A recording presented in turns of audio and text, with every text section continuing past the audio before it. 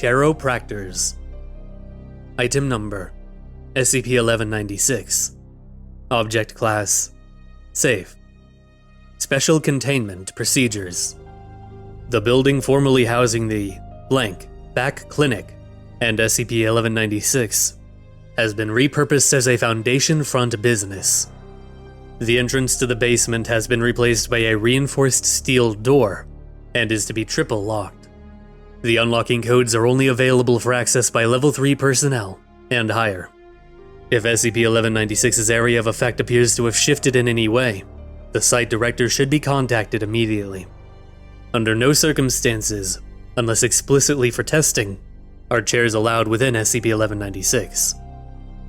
Description: SCP-1196 is the basement of the former Back Clinic, located in The basement walls and ceiling are all composed of concrete, with several support pillars at various points in the room. The floor is unfinished. Fluorescent lighting tubes line the ceiling, but only 3 of them remain in working condition. SCP-1196's anomalous properties only arise when a chair. Footnote: hereby defined as an object with 4 legs and a seat that is designed for sitting in.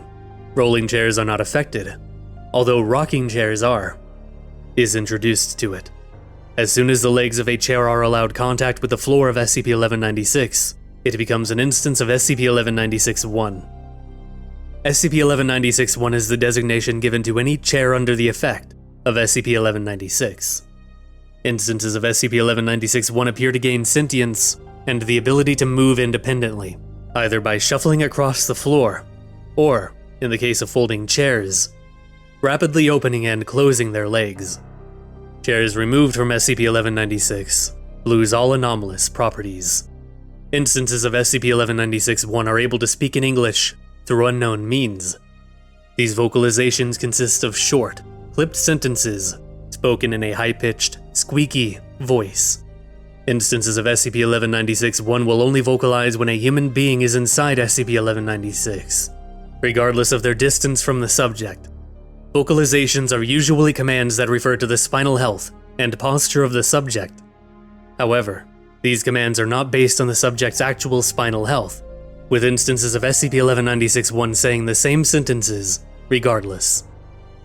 Sample SCP-1196-1 phrases: stand up straight. Don't slouch. Fix your posture.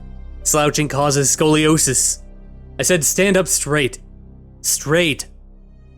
If a human being spends more than 30 minutes within SCP-1196, all instances of SCP-1196-1 will fixate upon the individual, hereby referred to as the subject. Instances of SCP-1196-1 will follow the subject around and instruct them more clearly on their spinal health. If more than one human being is within SCP-1196, instances of SCP-1196-1 will fixate on a random individual. Exiting SCP-1196 negates this effect. If a subject remains inside SCP-1196, several changes will occur in the current SCP-1196-1 population. As time elapses, instances of SCP-1196-1 will grow more active and vocalize more often, and the voice used will become deeper and louder. If the subject remains within SCP-1196 for approximately 60 minutes, instances of SCP-1196-1 will vocalize rough commands and statements about the subject's spinal health in a more negative light, frequently repeating phrases such as awful posture in threatening tones. After approximately 80 minutes, instances of SCP-1196-1 will begin to assault the subject. Methods of attack include ramming, tripping, stabbing with chair legs, and crushing. The population of SCP-1196-1 will repeat these actions until the subject either escapes or is killed. However, instances of SCP-1196-1, despite being non-sapient entities, appear to display remorse for these actions, vocalizing various apologetic phrases. Individual instances of SCP-1196-1 have attempted to move or bury the bodies, oftentimes trying to utilize tools like shovels and brooms, to little effect. Sample apologetic phrases: we're sorry. Apologies. I'm sorry. Tried helping. Forgive?